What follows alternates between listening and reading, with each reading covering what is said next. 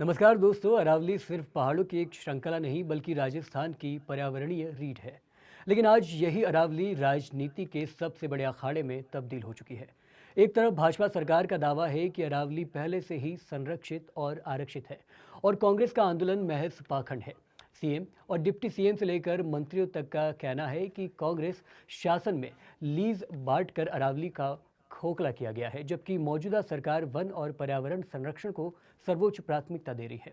दूसरी ओर कांग्रेस का पलटवार है कि अरावली बचाओ आंदोलन जनता की भावनाओं से जुड़ा मुद्दा है और इसे दबाकर चलते मामला शीर्ष अदालत तक पहुंचा है। अब इस पूरे विवाद में बड़ा मोड़ तब आया जब सुप्रीम कोर्ट ऑफ इंडिया ने अरावली की परिभाषा से जुड़े 20 नवंबर 2025 के अपने ही आदेश पर अंतरिम रोक लगा दी। मुख्य न्यायाधीश जस्टिस सूर्यकांत की अध्यक्षता वाली 3 सदस्यीय पीठ ने इस फैसले के बाद सियासत और तेज हो गई है।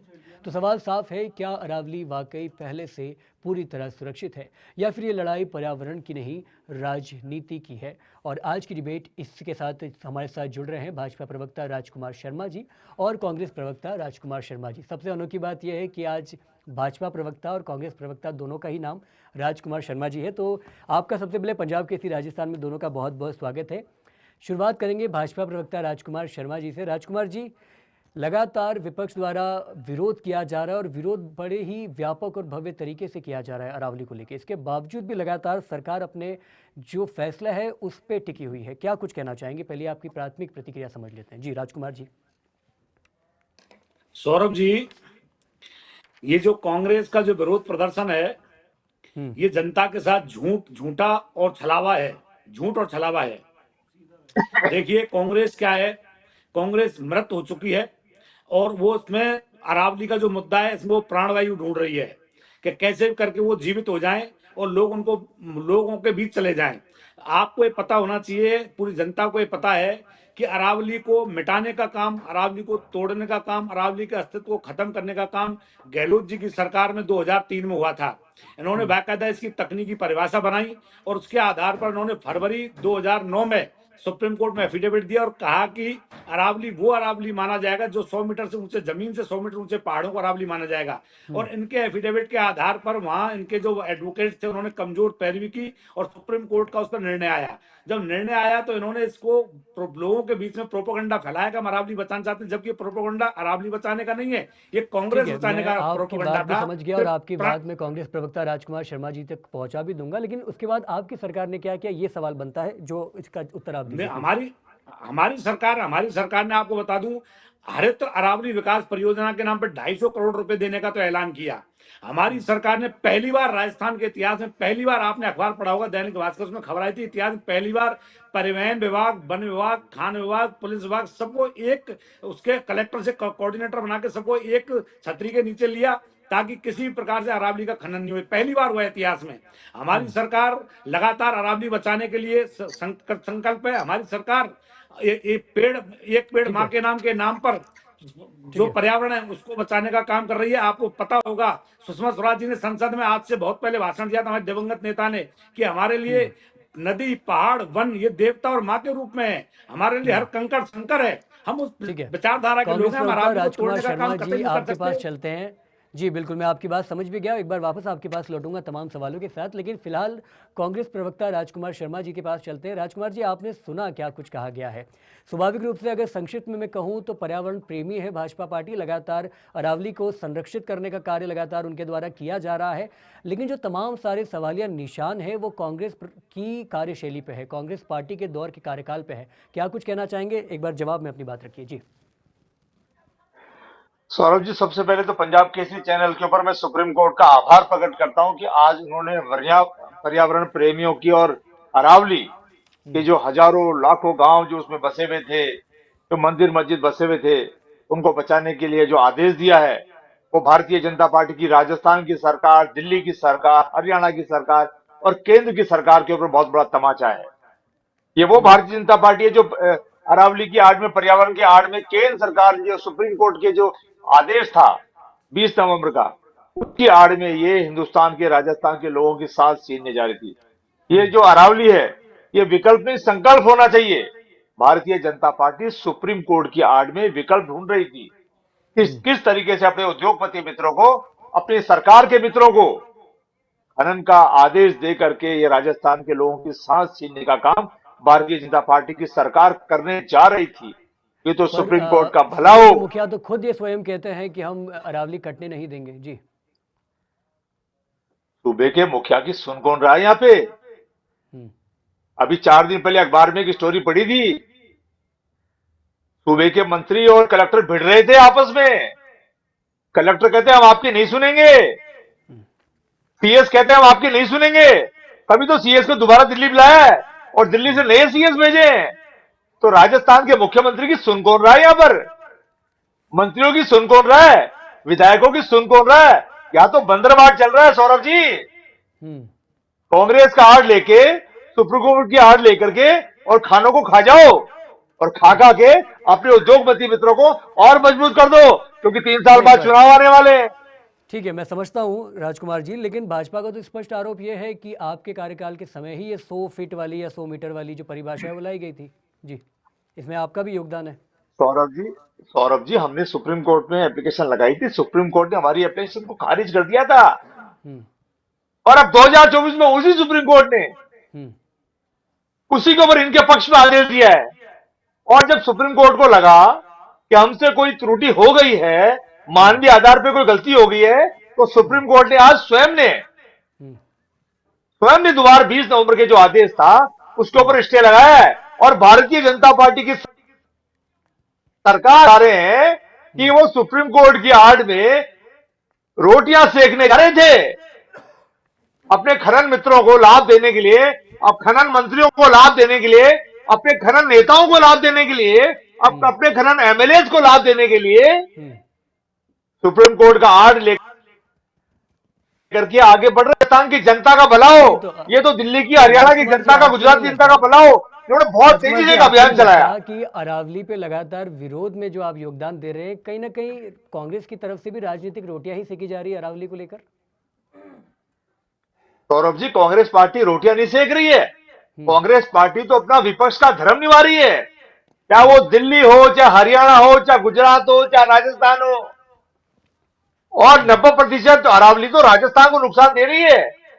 तो राजस्थान के तमाम लोगों का मैं आपके पंजाब के इस चैनल पर धन्यवाद दूंगा कि कांग्रेस पार्टी के आह्वान पर राजस्थान का हर एक तबका, और सौरभ जी ताज्जुब की बात तो होगी कि भारतीय जनता पार्टी के नेता भी जबीन जुबान में कांग्रेस पार्टी के नेताओं के साथ थे अरावली बचाने के लिए। कौन लोग थे जिनको अरावली से लाभ नहीं मिल रहा था?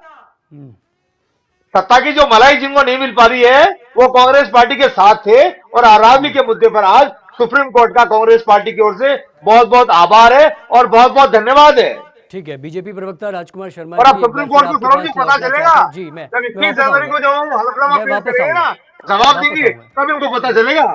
ठीक है, मैं वापस आऊंगा, लेकिन इस वक्त बीजेपी प्रवक्ता राजकुमार शर्मा जी आपके पास फिर लौट रहा हूं। आपने सुना है क्या कुछ कहा गया है। जो सबसे गंभीर आरोप मेरे वक्तव्य में ये है, मुझे लगता है उनके द्वारा जो दिया गया है वो है कि अपने कारोबारी व्यापारी फ्रेंड को लाभ पहुंचाने के लिए इस तरीके के फैसले लिए जाते हैं। इस पर आपकी क्या प्रतिक्रिया, और तमाम सारे जो आपको लगता है कि जवाब देना चाहिए, आपके लिए खुला है। जी। तो सौरभ जी, राजकुमार जी ने, मेरे मित्र राजकुमार जी ने बड़ा लंबा चौड़ा भाषण दे दिया, लंबी चौड़ी बातें कर दी कि मैं अपने मित्रों को लिए खनन दे रहे हैं, इधर आप इसका जवाब नहीं दे पाए कि 2003 में गहलोत जी ने खुद अखबार में कहा, स्टेटमेंट दिया लेटेस्ट कि हाँ हमने अरावली की परिभाषा को बदला। फरवरी 2009 में हमने एफिडेविट दिया सुप्रीम कोर्ट में, ये कह रहे उसको खारिज कर दिया। तो आप अपने मित्रों को देना चाहते थे अरावली की खाना ने, या हम देना चाहते थे? हमने किया क्या है? हमने तो कुछ किया ही नहीं। जो इनकी ऑलरेडी जो इन्होंने जो केस जो दायर किया था, जो इन्होंने परिभाषा दी थी, उसको सुप्रीम कोर्ट ने माना। और उसके बाद हमारी सरकार की वो देखिए संवेदनशीलता, तुरंत भजनलाल सरकार ने इमीडिएट 250 करोड़ रुपए हरित अरावली के नाम पर तुरंत स्वीकृत किए। केंद्र सरकार ने इमीडिएट 2024 से जितनी भी खाने थी उन सब पर रोक लगाई। हमारी सरकार बार बार कह रही है कि हम अरावली बचाने के लिए कृतसंकल्प हैं, हमारी पार्टी की विचारधारा पर्यावरण प्रेमी है। आप उस बात को भूल गए। आप तो कहना चाहते हो हम देना चाहते हैं, हम कहां देना चाहते हैं? तो आपने किया है, हम तो उसको रोकना चाहते हैं। आज हम एक पेड़ माँ के नाम पर हम पर्यावरण बढ़ा रहे हैं, हम नदी नाले संरक्षण का काम कर रहे हैं। अगर आप इतने ही पर्यावरण प्रेमी है, इतने अरावली बचाना चाहते हैं, जुड़ो हमारे अभियानों से, लगाइए आप भी पेड़, आइए हमारे जल संरक्षण अभियान में। परंतु ये आना नहीं चाहते। मैं फिर कह रहा हूं सौरभ जी कि ये कांग्रेस मृत संगठन हो चुका है। ये मात्र अरावली के नाम पर मात्र प्राणवायु ढूंढना चाहता है कि लोग इनसे जुड़ जाएं, परंतु हमारी सरकार कृत संकल्प है, अरावली का एक कतरा ठीक है कतरा बचाया जाएगा, ठीक है, वापस अरावली को आऊंगा मैं कहीं आपके पास। नुकसान नहीं कांग्रेस पहुंचाना प्रवक्ता चाहिए, ऐसा हमारे राजकुमार सीएम शर्मा जी, साहब एक कह बार रहे फिर हैं। लौट रहा हूं आपको। कुल मिला के एक ही बात है, आरोप वही है कि अरावली के नाम पे कांग्रेस के तमाम नेता, शायद वो राज्य स्तर की बात हो या राष्ट्रीय स्तर की बात हो, राजनीति ही कर रही है। इस तरीके के आरोप जब विपक्ष और खास तौर पे आपकी विपक्षी विचारधारा वाली पार्टी लगाती है तो उसका जवाब किस तरीके से दीजिएगा? जी। सौरभ जी, अरावली ना कांग्रेस की है ना बीजेपी की है, हम्म। ना हिंदू की है ना मुसलमान की है, ना दिल्ली की है ना हरियाणा की है, ना केंद्र सरकार की है ना राज्य सरकार की है। अरावली तो सबकी है।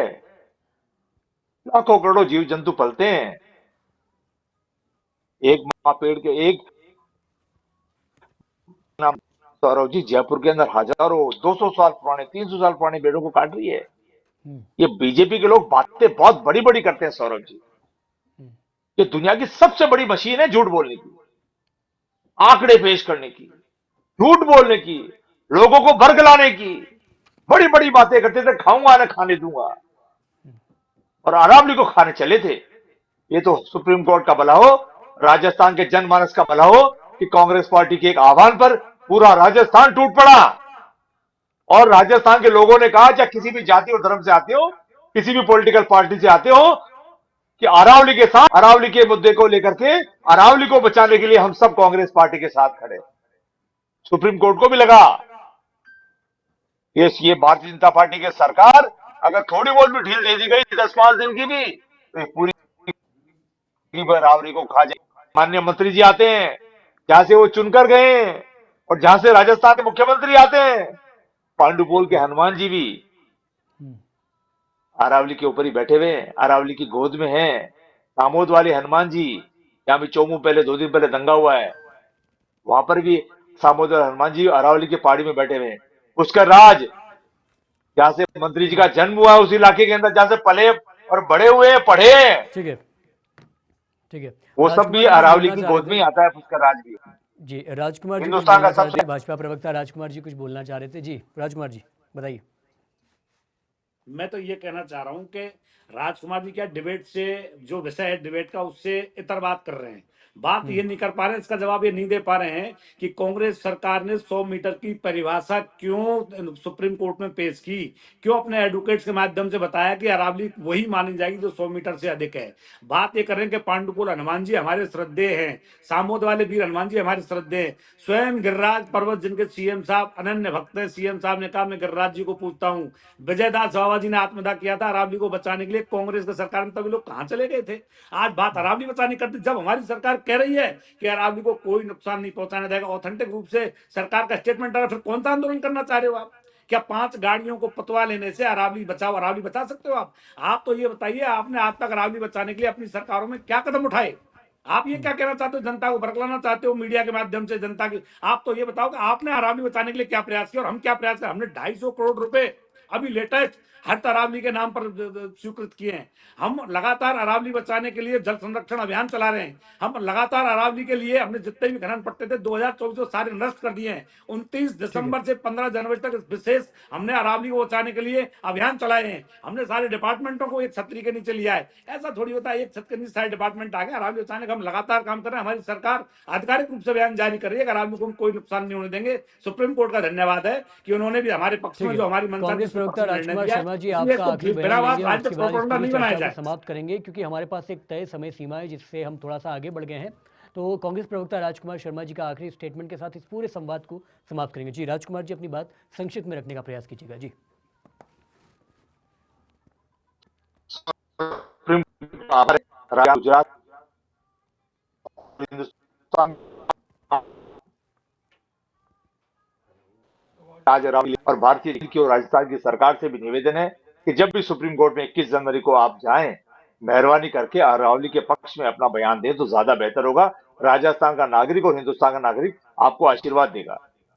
जी, बहुत बहुत शुक्रिया कांग्रेस प्रवक्ता राजकुमार शर्मा जी और भाजपा प्रवक्ता राजकुमार शर्मा जी। कमाल की बात थी कि आप दोनों का नाम सब कुछ एकदम हूबहू सेम था, लेकिन जो विचार थे वो काफ़ी ज़्यादा विपक्ष थे और विरोधी थे।